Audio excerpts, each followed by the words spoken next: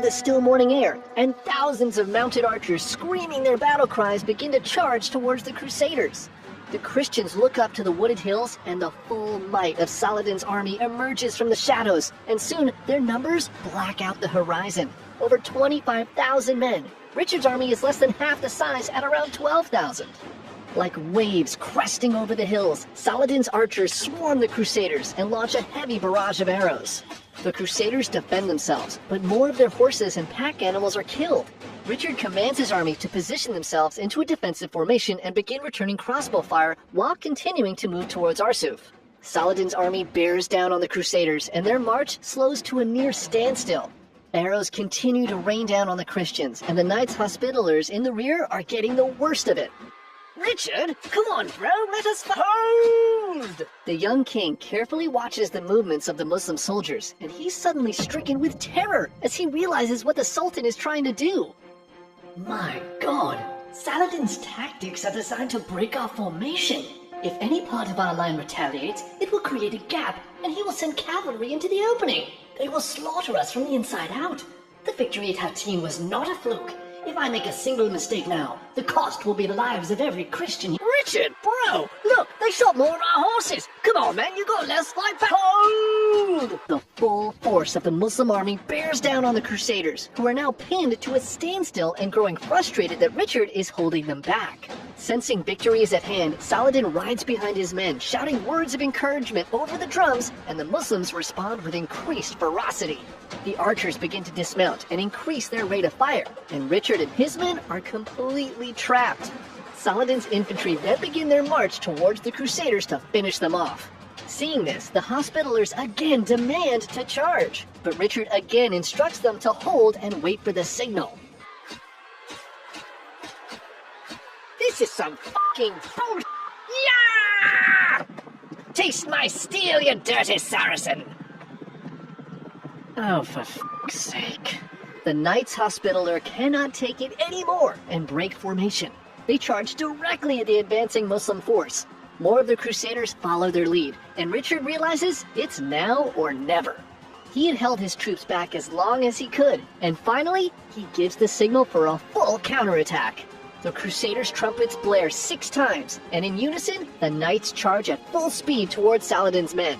The Muslims had been attacking the Crusaders for hours unanswered and had slipped into a false sense of security, and they're startled by the faces of the Christians who are now charging directly at them. Like tortured, caged animals who had finally been set free, the Crusaders roar and begin ruthlessly slaughtering Saladin's forces. Richard and his heavy cavalry smash into the archers, and in the blink of an eye, Saladin watches as his victory is snatched from his hands. He and his generals stand in disbelief as his men stream past them, fleeing in terror. Richard is leading the cavalry from the front and engages personally in savage hand-to-hand combat. The Sultan regains his composure and sees that the Crusaders have lost themselves to bloodlust. He quickly comes up with a counter-strategy and orders a full retreat into the woods. If he can lure the Christians into the shadows, he can regroup his men and ambush them. The Muslims race into the cover of the trees with the Crusaders in hot pursuit. But just as they begin to charge blindly into the woods, Richard commands them to stop. The Christians, against all odds, manage to fight back their instincts to continue the chase and stop themselves just short of Saladin's trap. The Sultan watches from the shadows as his strategy is again defeated for the 2nd time today, and he recognizes that King Richard will not be easily defeated like the Christians he had fought in the past. Richard loses around 700 men in the Battle of Arsuf, while Saladin loses around 7,000 in defeat. The Crusaders celebrate their victory and continue on towards Jaffa, unaware that their destination would become the stage for the epic final showdown between the two legendary commanders. Saladin's scouts report on the progress made by the Christians, and he realizes that Richard is trying to set up a string of supply stations to Jerusalem. If Richard is able to do this, defending the Holy City against a well-fed and well-supplied army of Crusaders will be near impossible. The battle at Arsuf has shown the battlefield abilities of the Christian king, so Saladin changes his strategy from direct combat to sabotage. He's about to show Richard that there are levels to this game of war. Saladin begins by destroying every port city and town en route to Jerusalem, starting with Ascalon, Richard's logical next destination.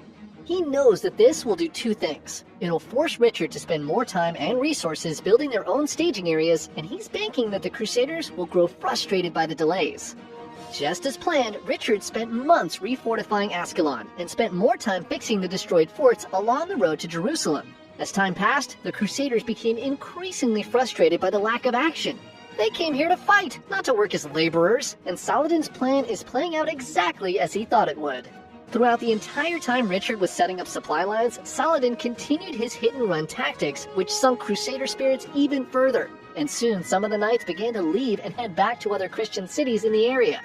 Richard finds himself stuck between a rock and a hard place. He knows he needs logistics for any chance of success, but none of the other Crusaders seem to get it. They want to fight. They want to take Jerusalem. So eventually, they force Richard to make 2 attempts to recapture the Holy City, once getting within 12 miles of their goal. But both times, he turns them around when he realizes the risks are far too great. Seeing Jerusalem with their own eyes and then having to turn around without even attempting to take it crushes the last bits of morale amongst the Crusaders. Richard pitches a plan to take Egypt to cut off Saladin's supply lines, but they've lost faith in his leadership and refuse. Some sort of understanding. And through these interactions, both Richard and Saladin begin to see their enemy in a new light. Saladin would often send his brother Al-Adil as the chief negotiator, and he and Richard actually became really good friends. So much so that Richard even offers up a plan where Al-Adil marries his sister to create peace. The Muslims begins to evolve. They're not the monsters people in Europe said they were. Al-Adil is fucking cool, and his brother Saladin, well, he's a wise and honorable king. But he can't really say this stuff out loud to his men. The rest of the Crusaders don't really feel the same, and they're getting more and more pissed that Richard is still not leading them to retake Jerusalem. Oh, and to make matters even worse, remember his frenemy King Philip of France? Well, Richard gets word that back in Europe, that dickhead is now working on a plan that seems to be falling apart for Richard. Despite not losing a single battle against the Muslims, Saladin's strategy had worked perfectly, and he has him on the ropes. Now under immense pressure, Richard needs to wrap this crusade up quick, and he travels to Acre to rally the additional troops he needs. Saladin is notified by his scouts that Richard's away, and he finally sees the opportunity he had been waiting for this whole time. With Richard in Acre, Jaffa was left almost completely undefended, and if he were to capture the city, Richard would be forced to try to take it again. The Crusaders would revolt to this plan, and without an army, the king's time in the Holy Land would be done. A complete victory without even having to fight him on the battlefield. And so Saladin quickly moves his forces to Jaffa to deliver the knockout punch. On the morning of July 27, 1192, the defenders at Jaffa wake up to the sights and sounds of an enormous Muslim army outside their walls. Saladin wastes no time and orders a full-out assault on the city. The Christians quickly send off a messenger to Acre and pray that he'll reach Richard before it's too late. The defenders do their best to hold off Saladin, fighting bravely though massively outnumbered, but the walls are soon breached and the Muslims storm their way into the city within 3 days. Fighting breaks out on the streets and surviving Crusaders are driven back into the citadel.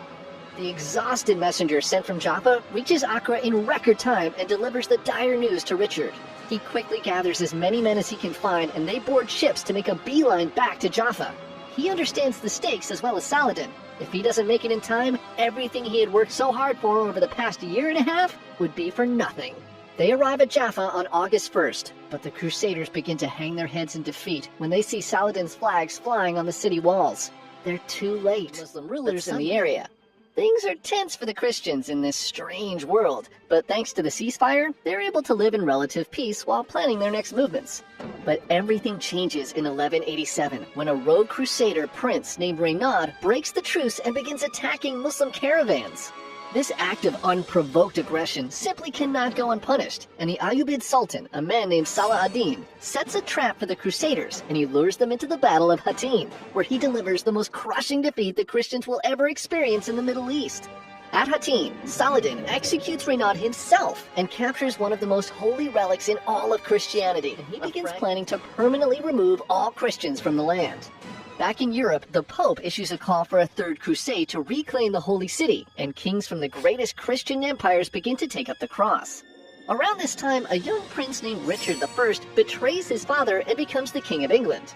With his throne secured, he joins the crusade and sets his sights on his next glorious conquest, the reclaiming of the true cross and the city of Jerusalem from the Muslims. And so in 1191, Richard and his army set sail for the Middle East. He has no idea that soon he'll be locked in a deadly life-or-death showdown against the most formidable Jerusalem. Crusaders in the Holy Land began a siege on the Muslim port city of Acre. The fighting is fierce, with both the Christians and Muslims fully understanding the importance of the city, and momentum swings back and forth daily. Eventually, the Muslim defenders are cut off from their supply lines, and they offer to surrender peacefully. But the Crusaders, hoping for a glorious victory, deny their requests. But the tides of war shift when Saladin arrives with his army. He quickly surrounds the once confident Crusaders, and now they're forced to deal with constant attacks from the city walls in front of them and horse archers sent in by Saladin in their rear. This stagnant double siege situation drags on for a year, and the Crusaders outside the city and the Muslim defenders inside the city begin to starve. The winter of 1190 is brutal, and many of the Christians begin to die from sickness and starvation. It seems the campaign at Acre is headed for failure, and they pray to God to save them. And their prayers are answered in the spring of 1191, when King Philip of France arrives, quickly followed by his frenemy, the newly crowned King Richard of England. Sensing victory is near, the Crusaders celebrate the arrival of the kings, until they see that they're both super sick from their journey and can't fight just yet. Since I must rest, I shall let my mind wander the vast and mystical archives that lie beyond mortal sight. You there, bring me the royal personal computer. I wish to access the World Wide Web. Sire, before you log into that public Wi-Fi, you should probably turn on PIA VPN. Ha! A lion hath no need for shadows. Let my foes come if they dare, for I shall smite them openly. Access denied. What villainous trickery is this? For Serious History viewers, Private Internet Access is offering an amazing deal of 83% off. This comes out to just around $2.03 a month, and you can use one account to keep all of your devices safe.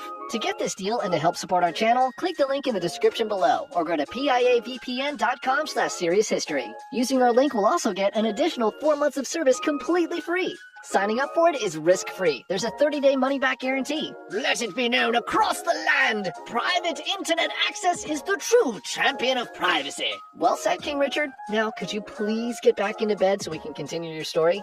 Oh, yes, certainly. While rolling around sick in bed, King Richard sends his first message to Saladin. Dear Saladin, I, Richard I, King of England, and soon all of France as well, request your presence to discuss your surrender of Acre and our holy city of Jerusalem. Oh, and also, can you, send some fruit, please, because I'm feeling quite ill. Thanks! What the fuck? Saladin sends the fruit, but he rejects the meeting, insulted that some kid who's half his age is treating him like an equal. A month goes by, and Philip finally recovers, and he begins his assault on the city in early July. His siege engines pepper Acre's walls, and the defenders signal to Saladin that they may not last much longer. Saladin responds by ordering his men to increase their attacks on the Crusaders, but Philip's presence at Acre seems to have been just what the Crusaders needed to Philip getting all the glory. So he sets up his own massive catapults, which were named, and I quote, God's own catapult and the bad neighbor. And he begins firing at the city to steal some of Philip's thunder. Richard then orders his men to carry him out on a stretcher near the front lines, and he begins shooting at the defenders with a crossbow while lying down, still looking half dead. The combined Crusader forces break through the city walls, and the defenders desperately plead for Saladin's help. The Muslims in Acre mount one final defense on July 11th, but by the next day, the city was captured, and the Christians take the defenders hostage. Richard sets the terms for the surrender. He wants Saladin to return the true cross, along with 200,000 gold pieces and 1,600 previously captured Christian prisoners. In exchange, they'll return their 2,700 captured defenders from Acre. Richard gives Saladin a deadline and waits. King Philip and some other lords, having checked Go Crusading off their bucket list, return to Europe, leaving Richard to collect the spoils. But negotiations soon break down as both sides begin to demand their hostages be returned first, and Saladin ends up missing the deadline, marches them up a hill called Ayadia. He orders his men to bound the prisoners and then begins beheading them in full view of Saladin's camp. Upon seeing the public execution of their brothers, Saladin's men charge up the hill to save them, but the Crusaders fight them off and force them to watch as they cut off the heads of each prisoner one by one until every single last one is dead. Saladin is enraged and in retaliation orders the immediate execution of his 1,600 Christian prisoners. An eye for an eye, and the rivalry that will make legends of the two men is off to a very disturbing start. With Acre secured, Richard begins to march his men towards the ruined city of Jaffa, which is about 80 miles away. His goal is to set up a string of fortresses that can be used to supply his men for their eventual push to Jerusalem. Saladin gets word from his scouts that Richard is traveling along this coastal path, and he begins planning an attack to wipe out Richard and the Crusaders before they reach the city. Now, Richard was arrogant, impulsive, and kind of a dick, but he was no idiot. He knew that extreme heat and lack of water were the key factors that led to the Crusaders' defeat at Hattin. So he has supply ships running the coast, constantly bringing his troops fresh water and supplies from Acre throughout their march. He also chose a path that allowed the sea to protect his flank. But unknown to Richard, Saladin watched the Crusaders from a distance, concealed in the wooded hills, waiting for the perfect time to strike. As Richard marched his men south, Saladin would periodically send his mounted archers out on hit-and-run attacks at vulnerable stretches of the road.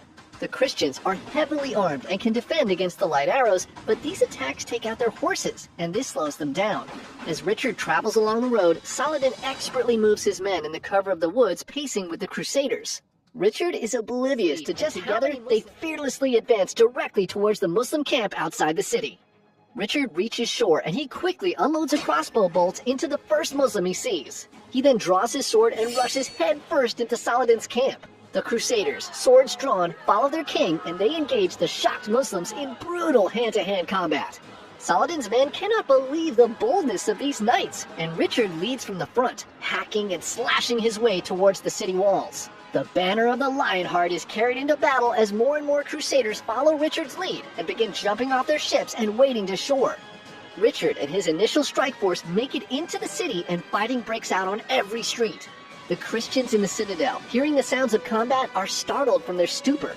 They peer out and see the flag of King Richard flying in the wind and are filled with his courage. They pour out of the citadel and join their fellow Crusaders in battle, now unafraid of death itself. Saladin is shocked and cannot believe what he's seen. For a year, he had meticulously planned this battle. His execution was flawless. Jaffa had fallen, yet now his soldiers are desperately fleeing the city. He orders the rest of his men to retreat, and they regroup a few miles away. As night falls, the Crusaders within the city have a brief moment of celebration. Against all odds, Richard has again led them to victory. But the king knows that the battle is not yet won. Saladin had bet everything on Jaffa, and he quickly has his men prepare defenses for Saladin's eventual counterattack. He dismantles his ships to create barricades and prays that the reinforcements from the north traveling on foot will reach them in time for the final assault. But unknown to Richard, Saladin had expected those reinforcements and had already sent troops to cut them off. Most of the forces Richard was banking on never make it to Jaffa. Saladin knows he cannot delay forever. Eventually, the Crusaders will rally more troops, and by his estimates, his current army still outnumbers the Crusaders at least 2-1. So in the darkness of the early morning on August 4th, 1192, the Sultan moves his entire remaining force to the city. In the early morning sun, a Crusader out on morning patrol catches the glint of armor in the distance, and Richard quickly mobilizes his men into a pre-planned defensive formation.